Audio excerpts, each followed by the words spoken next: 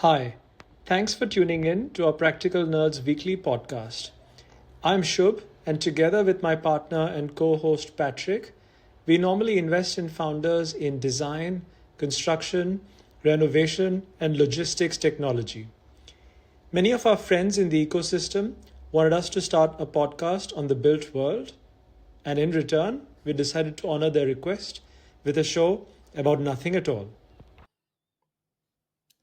Hey Patrick, you know what? It's another year, another episode where we'll try to take an extremely uninformed view on something topical going on in the world of AI out there. That's a good one. I was prepared for the segue. The show about nothing at all talks about nothing at all, which is AI, foundational models. Oh, okay, nice. Foundational That would models. also have been nice. I agree. Very That would also topical. be nice. So DeepSeek. In the week we are recording this, we're going to release this a week later. But in the week we are recording this, people in the VC bro community and AI founder community go batshit crazy in social media, etc. Analyses are popping up left and right. Today I read an interesting short case on NVIDIA, where the author of the short case was citing some kind of calculation, but for me, I haven't double checked the calculation, but the calculation was saying, hey, DeepSeek is 45 times more efficient than OpenAI 4.0, GPT 4.0. I haven't double checked the data, but these things are popping up left and right almost on a minute basis this week, and people are going batshit crazy. Conspiracy theories, even of why is it coming out now? Public equities markets feature in the conspiracy theories. It is really fun. Not to Yeah, be sorry. Are we? Do we have underage listeners? You think, or can I go like rated here? go for it. Yeah, it's pretty good not to be balls deep into AI at the moment. It's a fun week for me, I have to say. Yeah, Not to be smug because we have our fails, so that's not the point. But this one, Shub, has just been so fucking and glaringly obvious for 2.5 years that I'm like, okay, come on. I don't get my decisions right, but this one was very easy to get wrong. Very, yeah. very easy to get wrong. So, yeah, that's the topical piece. So, what are we talking about? Yeah, I mean, unless you wanted to give an extremely detailed and very analytical and very, very accurate prediction of how the DeepSeek, OpenAI, and the larger AI landscape will evolve, I was thinking of going in a completely different direction.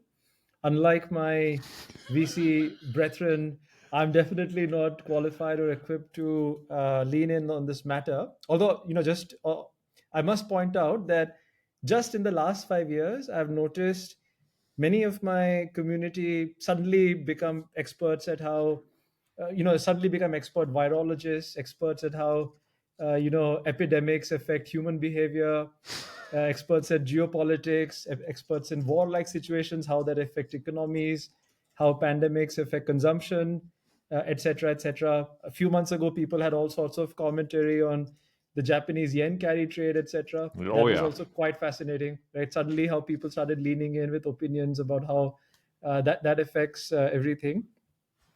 So, frankly, I'm not an expert at any of those things. Maybe not, maybe nothing at all. Going I with was going to the say, in what are you an expert? I'll save it for another episode, maybe. I'll save it for another episode.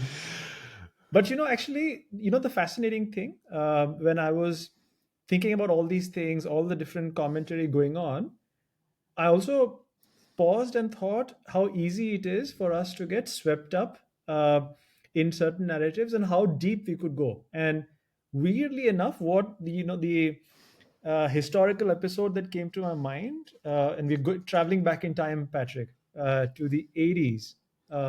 Oh, So believe it or ho. not, yeah, I mean, you and I were around that time, but we may have listeners who weren't around at that time. But just to give you a sense, we're talking about the late 80s. I think 89, if I'm not mistaken. Perhaps it spilled over into 1990 as well. Believe it or not, Patrick, there was a time when the Japanese stock market accounted for about 42% of the world's equities. That is nuts. When you tell people this today, they will immediately fact check you online, Shub. Yeah. I think if I'm not mistaken, that time the US equities accounted for 25 or 30%. So we are talking about Japan perhaps being more than 50% of the US equities. Hold on, Not too long you ago, have in your our facts checked lifetimes. here. You're right about this one. You're sure? Reasonably sure. More than 50% sure. Okay, you will be fact Yeah. checked on this. Okay. But yeah, I'm fairly confident on the 42% in Japan. I think the US number, I'm reasonably confident it's in the 25 to 30% range. that is crazy. Yeah. Yeah. For those wondering, hey, where's the rest? Believe it or not, there was a time when Europe accounted for a lot. Yeah, Yeah, and China at the time didn't. correct. So we're talking about a very different world order back then. Yeah, and Now, then for that the was followed by basically 15 years of Japanese recession, by the way. correct. But I think the current ratio for Japan, by the way, is around 6 to 7% of the world equity. So that's how far it's receded from Which is, by the way, 42%. so hold on, Japan is like the third or fourth largest world economy currently. It depends on which estimates you take. Some estimates put Japan as the third largest. Some put Japan as the fourth largest behind Germany. Yeah, and then India is very, very quickly catching up. Yes, Yeah. that's right. Now, a lot of people may be wondering, hey, how did it even get there? So, just I think a few years earlier, around 81 or 82, Japan, it was nowhere close to this sort of state, right? And I was trying to get a very layman's perspective, like what would lead into a situation Because where, that's what you do. because that's what I do, right? Ask extremely basic questions. Hopefully, those questions get answered by very simple explanations, right? And I'll also try to explain it in a very layman's way what I understood. So the market was clearly not at that state 5 or 6 years earlier, so in the early 80s. But at some point, someone realized, hey, this is a terrific economy growing very well, very high quality companies, and so on. So some money went in, they started performing well. Someone then realized, hey, we need a lot of international wealth managers decided that, hey, we need to create a separate Asia strategy, right? In which Japan was by far the largest weight, and therefore more and more money flowed into Japan. Keep in mind, this is on top of anyway what keeps going into world equities, into specific stocks, etc. Interesting. So overweight Japan. Correct. Then at some point, again in the late 80s, again, I don't remember when, 87, 88 or so, someone decided, hey, this is still not good enough, right? What we need to do is we need to have, so firstly, there's a world index or Japan, etc. Then there's also an Asia index.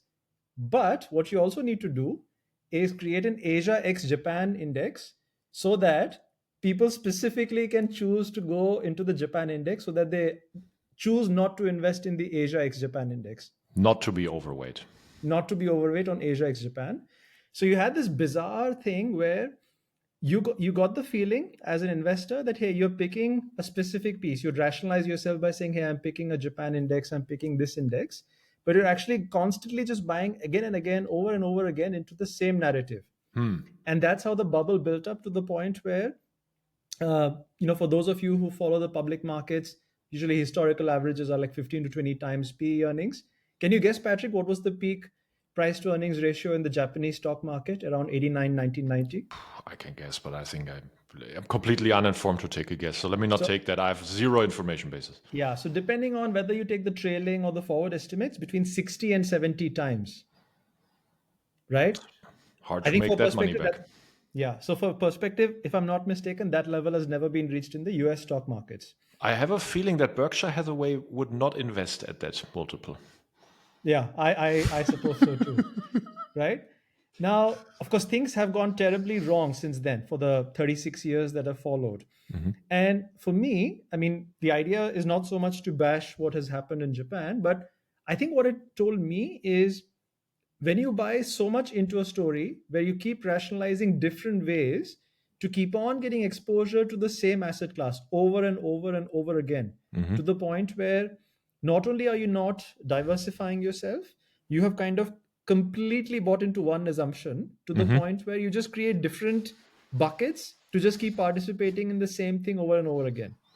I want to jump in here because Mhm. the way you just concluded the initial thought, I agree with one of them, and I would love to. heavily disagree with the implication of the other that you are saying. So this is actually pretty, I don't know, for the first time in history, we actually do have a disagreement publicly. But so you made two conclusions here, right? So you were saying, hey, you might be heavily dependent on one assumption and you haven't diversified. So I want to debate both, but where I instantly agree, and I think the whole market doesn't properly appreciate it, is don't be over dependent on one assumption. Yes. Where I heavily disagree with you is the concept of diversification.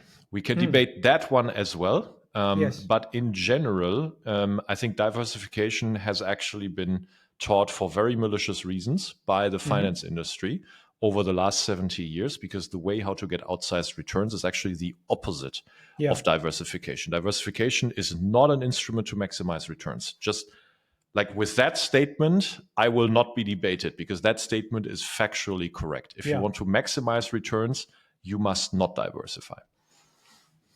Yeah, correct. I think that is what may be closer to the truth, not factually correct, but closer to the truth, is diversification is more an instrument of controlling risk, Yes. if at all. Which is and that Oh, perhaps sorry. Actually, sorry. I said yes. No, that's the narrative, Shub, and it is a way to manage risk, but it's actually not the fundamental principle how to manage risk, and that's that is why true. I have a problem with diversification. Fair enough. Fair enough.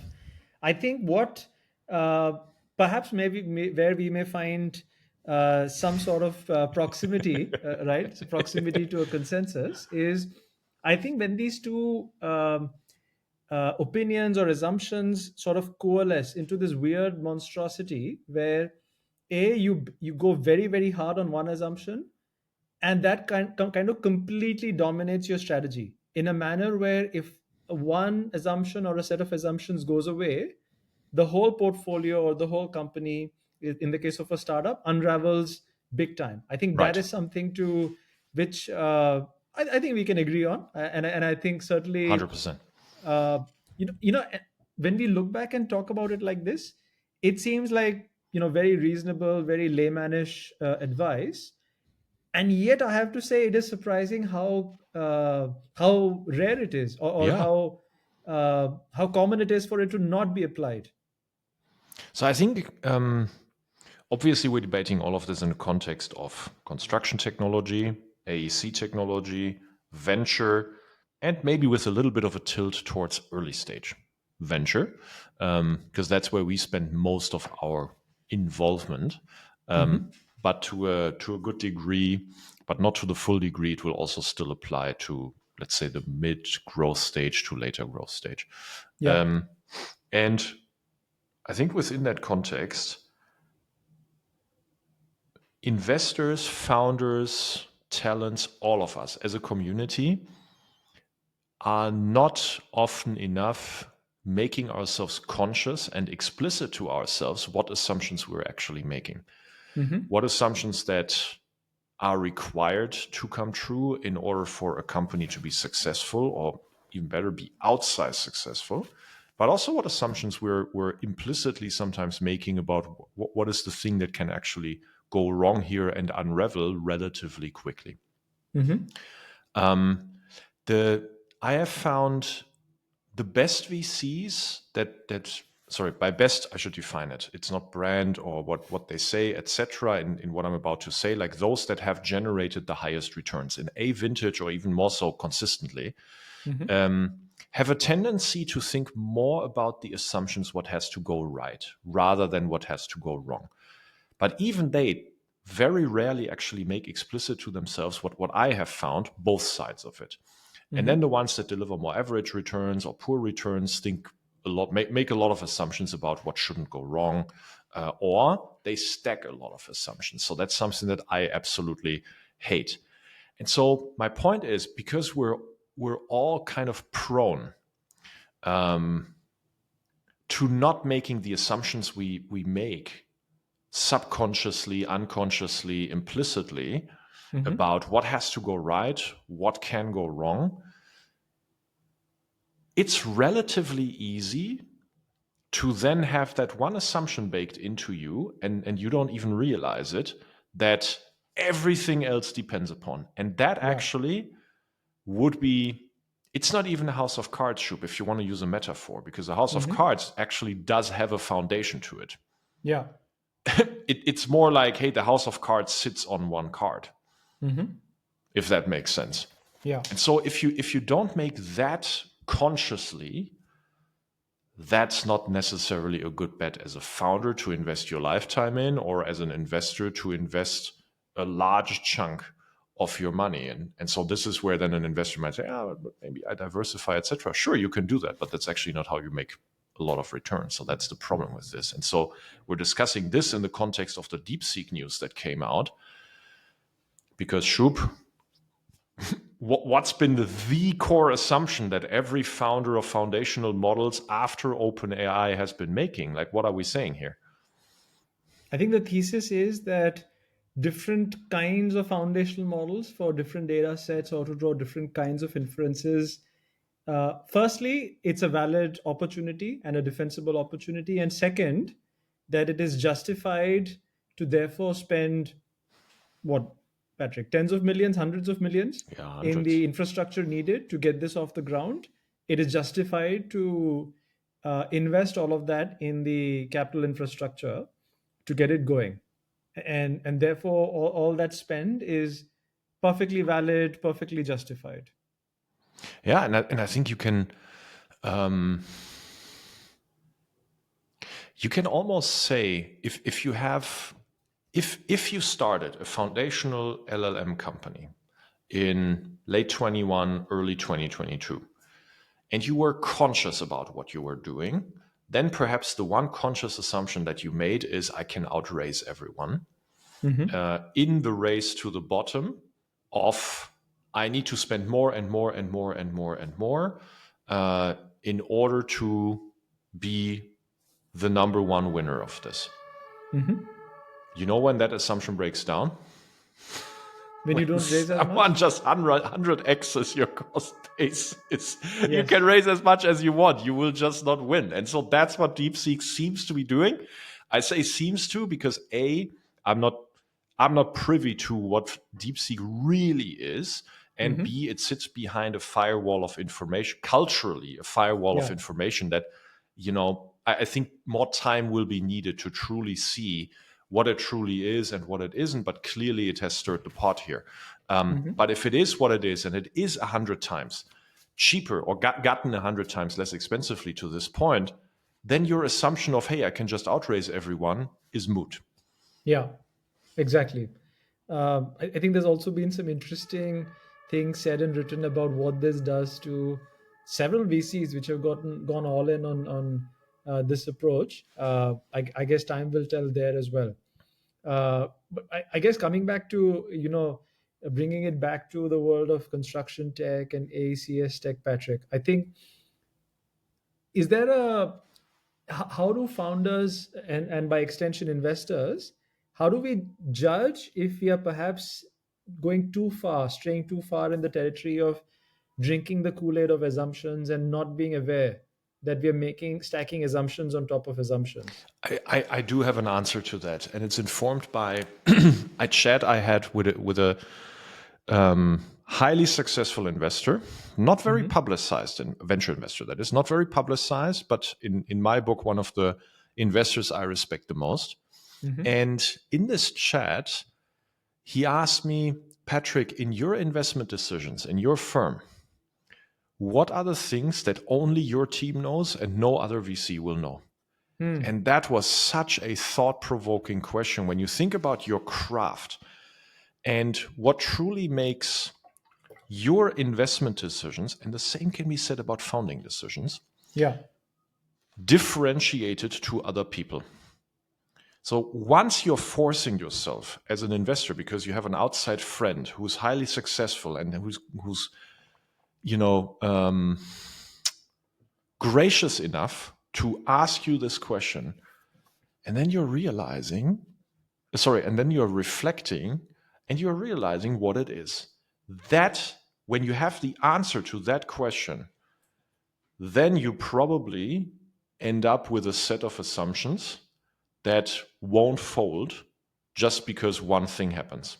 When you don't have an answer to that, then you're extremely likely to have made assumptions that are assailable by other people because they are not coming from a place of fundamental insight. They're not Yeah. coming from a place of differentiated insight.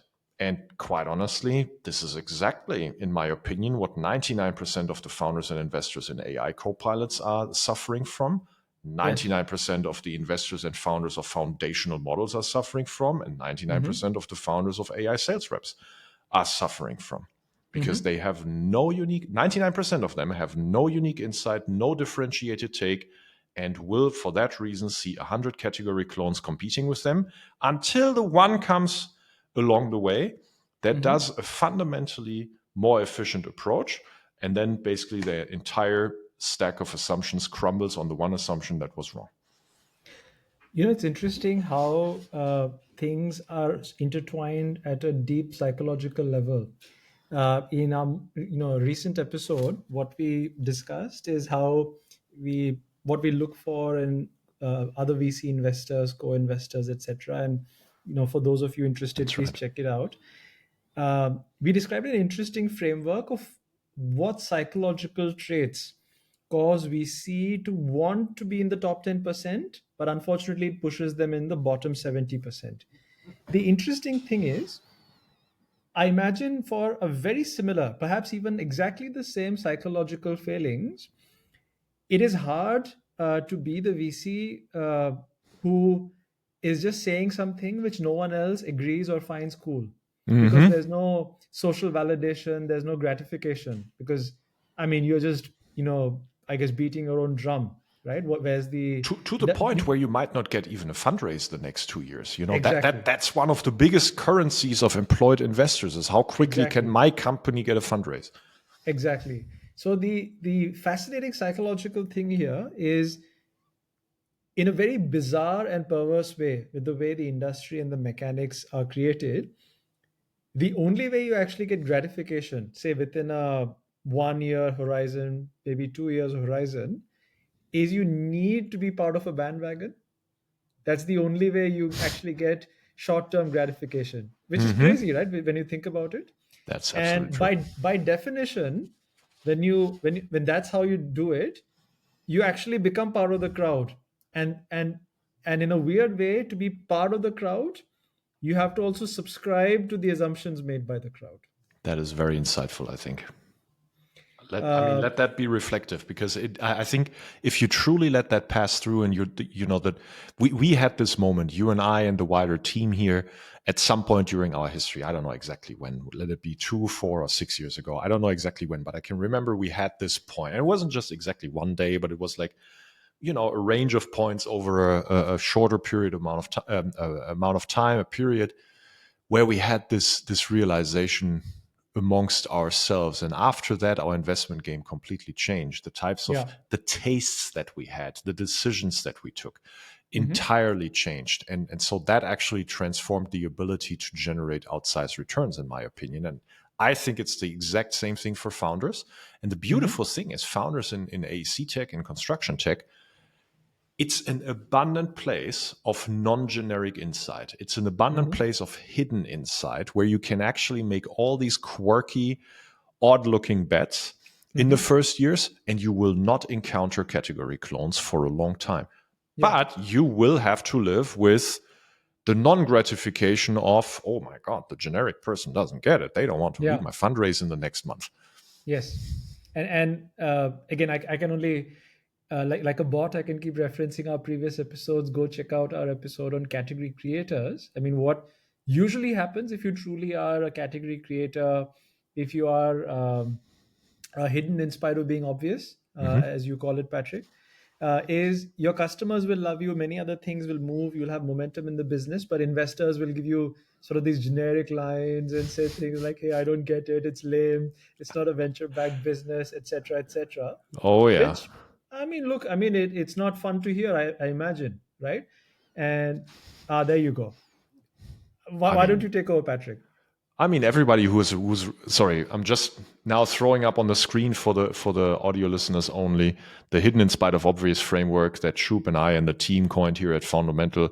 We learned our own craft as we went along over the 7 years that we've been doing this. And this framework didn't exist on day one for us. It's something that, we acquired a taste for, and then we kind of documented or codified, I should rather say, our taste into, for example, this kind of thinking. And so what you're seeing here is basically, hey, we look at it from the lens, we look at opportunities from the lens of the expert in a specific topic and the generic person, so everybody else.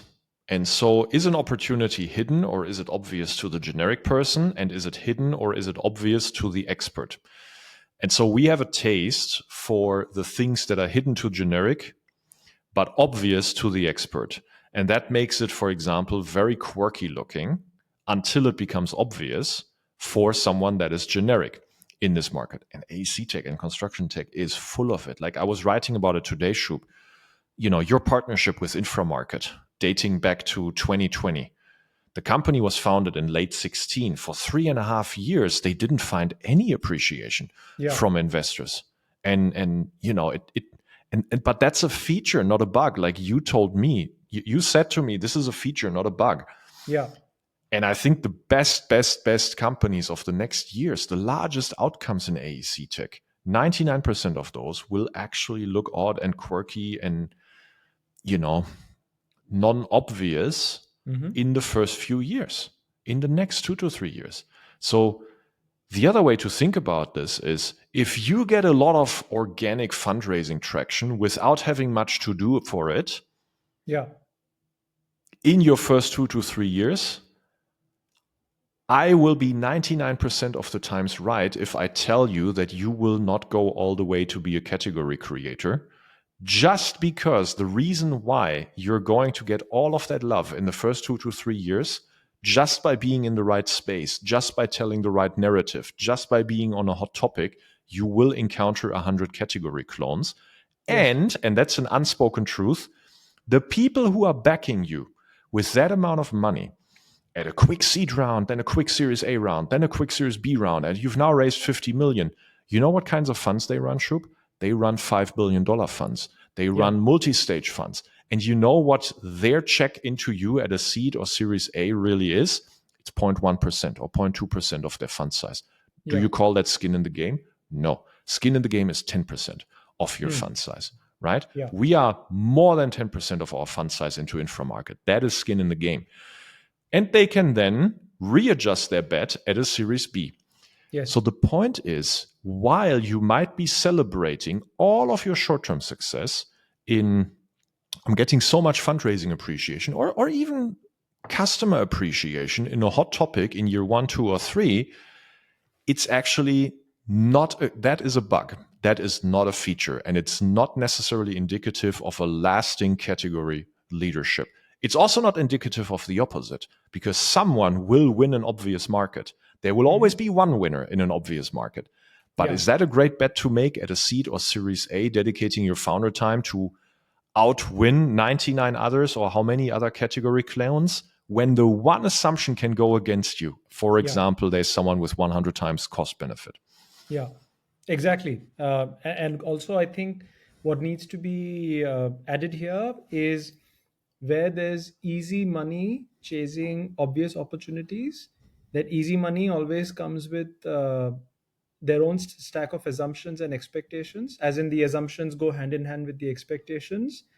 Don't assume that those expectations will not come be called upon at some point of time. You'll have to return and pay back those expectations. I have seen it just too often. Even I think first-time founders often have a hard time believing this, but serial founders have made the exact same experience. I've just seen it once too often, that a multi-stage, multi-billion-dollar fund that a founder was excited about to get 15 million seed round, or 35 million, or in the case of foundational models, 150 million seed or Series A, flip-flop and bet on another horse at Series B. Oops. Sorry. Well, why do you think that is? Because their investment into you represented less than 1% of their fund size. That is not commitment, guys. Yeah. Yeah. Yeah. Exactly. And also, I think what needs to be added here is where there's easy money chasing obvious opportunities, that easy money always comes with their own stack of assumptions and expectations. But, Nice. it's instantly gratifying. Mm-hmm. That is Shub, very tell me true. again. So, looking at the top right of the chart here, right, hidden in spite of obvious, where we Mm-hmm. see the biggest potential for category creation, and where we think that 99% of the eventual category creators in a few years will actually look exactly like that today. Yeah. Tell me an example in your portfolio. We know infra market, but tell me another one. Maybe I could talk about SnapTroot. Today, I think it looks like a more obvious opportunity. The Hmm. firms, for those of you who don't know, so SnapTroot is a I think perhaps the most obvious way of describing it is think of it like a Figma for AEC, for 3D drawings and design authoring solutions, making it accessible and collaborative across platforms and across devices instead of being stuck with legacy devices the way it would be with software provided by incumbent players. Uh, there's of course many other features they offer, including AI capabilities and so on, but we'll not go into that right now. Uh, what is quite interesting is I think for the longest time while they were building, because of the nature of the business, as you have very eloquently described in many pieces on AECVC, Patrick, it is as a CAD authoring solution, it is something which has a very high minimum feature set to become viable. Right. And that's where a lot of time went into firstly making those features available on the platform and taking it to a level of sophistication where it stacks up against the incumbents. But in the meantime, I think there's a very long ugly duckling phase the company went through, and I don't know how else to describe it. Let's go with ugly duckling phase, where it's not really clear what's going on. It always had this core audience which had a lot of love for what is being built for it, because again, for regular followers of practical nerds, or if you're an AEC enthusiast, you know that the AEC community isn't particularly happy with the tools at its disposal, and we're crying out for better solutions. So I think there always was love, but in the absence of a complete, fully fleshed out product, I think it always looked like this ugly duckling, which I think a lot of investors, I must confess, a few years ago, even me, it was hard to appreciate what was going on in the business, if it'll actually go anywhere. And I think it's only when you zoom out a little bit and you realize what was being built and where the love was always existed, that you then realize that, hey, actually, uh, once things start connecting, not only is it transformative at venture scale, but it also is free from competition because it has inherent defensibility in the way it's gone about it, Hmm. which is why you also need not be worried about overnight competition suddenly crowding you out. That is an interesting case study that I just want to point out something to you that I think you and we never discussed actually. So we're doing it live Mhm. right now for the first time. I have a theory using the example of SnapTroot that when you look at our framework, we're not in our framework, we're not debating about the late adopters of the Mhm. insiders. So like the customers that are supposed to be experts, but late adopters, not early adopters. Our framework doesn't capture them. And my thesis is that some category creators become obvious to generic people Mhm. before they become obvious to late adopters. Okay. Is that making sense? I think so. Yes. Because if you talk in the community about let's roll back to Figma. Mhm. And I was not privy to how Figma developed in the first 3-4 years, right? So this Mhm. was when was this 2015ish, somewhere Probably, around yeah. that time frame. Yeah. Yeah, Mhm. I think the journey started somewhere around 2015ish. Um, so Figma was highly loved by a community of early adopters, and it was obvious to very specific subset of their overall eventual customer group. Mhm. Um, But then there are, a ton of late adopters into Figma, which is, that's the part of the market that gave them the scale and the overall value that Figma has created. I would posit that Figma found appreciation from generic people, like investors, for example, after the initial experts and initial early adopters, but before the late adopters. And I actually think the Mm. same thing will repeat for companies like SnapTroot. Rayon in my portfolio. Yes. Same thing. That's something you and I never debated, whether that's actually expected. Is that a feature? Is that a bug? Interesting. I think it's an interesting line of thinking. I need to maybe dig a little bit deeper there. Could be perhaps something we talk about Yeah. in another episode, I mean. Let's save that. Yeah. So to wrap everything into the kickstart of the conversation, DeepSeek and AI, it being obvious to a lot of people. For me, when I look at generic copilots within construction tech or AEC tech, they are still generic, because I have seen so many copilot pitches last year that it was, and the year before, it was very, and by the way, now the next thing, Shub, that I get pitched on a daily basis is agents. Yes. If a founder has a differentiated set of insights with a differentiated set of assumptions, it's worth digging in. But until I see that onion type founder, you peel and peel and peel and peel and peel, and every layer reveals a deeper insight and a more differentiated assumption, what can lead here to glory and what can lead to differentiation. Until I see that, I'm just not engaging, because they all fall into the worst part of the bottom right. The bottom right being obvious to everyone. Look, Yes. we've made our fair share of a mix of fun and a mix of realism, quick commerce. Mm-hmm. But man, quick commerce, you had maybe 10 competitors, each of which Yes. was funded with 3 billion. In AI, people, you have to understand, in AI, it doesn't stand at 10. It's 100 to 500 in every market. It's like, Yes. if you haven't got that differentiated layer of insight, why are you doing this? Are you hoping for secondaries? Are you really hoping for a lot of, generic investors fueling you to that initial 50 million of raise so that you can take a few million off the table? Is that how you want to spend your life? Really? I mean, if you shout from the rooftops that you're calling for the most ambitious talent to join you because this and that, well, then you should actually be most ambitious. And then it shouldn't be about maybe whatever, taking quick money off the table. And then, quite honestly, I don't understand why you play in the bottom right. Yeah. Spot on. So I just don't have a taste for it. Sorry. Yeah. And I keep think, saying, yeah. hey, just one other thing before you go. And I think that's something that seasoned founders have realized the following, and it can be quite difficult to feel when you're a first-time founder and you still have a lot of life before you, is the following statement that I've been making. Your founder time is more expensive than any investor's money. Mm-hmm. So the framework that we have here is actually not an investor framework. The framework that we have here is actually a founder framework, because for you, this is the most expensive decision. Yes. Actually, that's a good segue for what I was going to say. So sometimes I also get asked by founders and investors alike, like, hey, give me an example of where we can have the next category creator. Right? Now, unfortunately, by definition, right, because it has to be something which is non-consensus and which doesn't automatically get appreciated by everyone, it is not something for me to take out a list and tell you, hey, here's the list of category creation opportunities. Right. so it doesn't really work that way, right? No. Unfortunately, you right? can't top down derive it. Correct. So you and I have ideas at broadly spaces and opportunities, and we have spoken about some of them on Practical Nerds.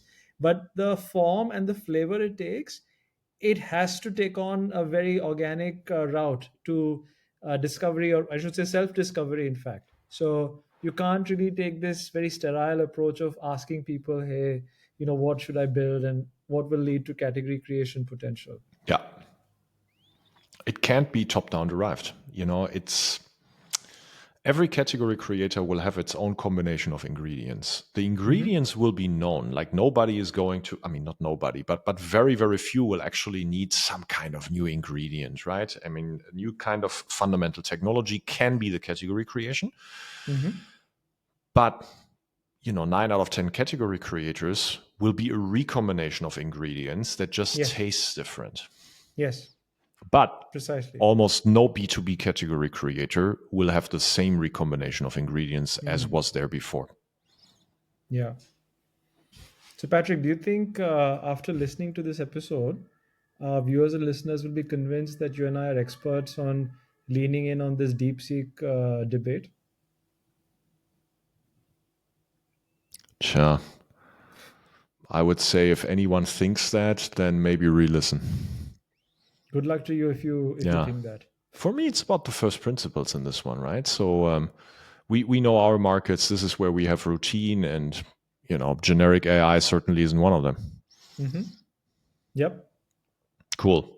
Well, thanks for sponsoring the topic. I think it's topical, but I think it's also so fundamental that it stands the test of time. Actually, I mean, look, even if not DeepSeek, the next time something takes the world markets or the world news by storm, I think all we have to do is just swap out DeepSeek and AI with something else, and the rest of the discussion will still hold true. yeah. Yep. By the way, that's another interesting. The longer I do this, the more I value even keeledness in founders and the assumptions and long-term game that they are playing, and then also my own decision making of the colleagues, etc. If you over amplify short-term news, you are much more likely to bake in subconsciously, unconsciously, that one assumption that has to hold true for the next 10 years. Yeah. The more even keeled you are about short term news, in either direction, great or not great, the less likely you are to fall into that fallacy, actually. Yeah. Cool. Well, thank you, sir. Was fun. And I'll see you next week. Absolutely. Looking forward to it, sir. Cheers. Cheers.